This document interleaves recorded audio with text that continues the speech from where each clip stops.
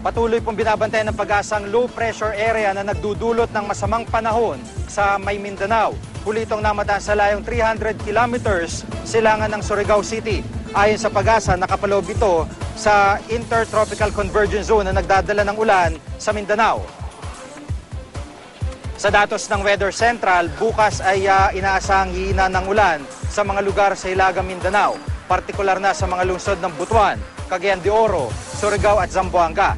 Pero pinapayuhan po ang mga residente na manatiling alerto sa posibleng pagbaha at landslide.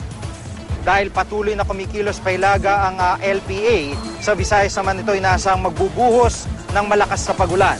Apektado rin ito mga lugar sa Southern Luzon, kabilang ang Bicol Region at Mindoro Provinces.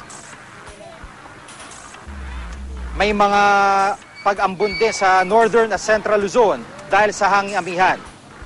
Sa Metro Manila, makakaranas ng maulap at maulang weekend.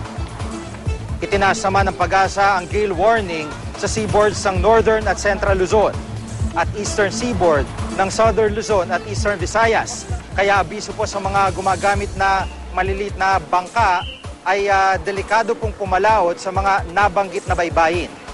At para po sa karagdagang weather update, punta lang ang website o Facebook page ng GMA Weather.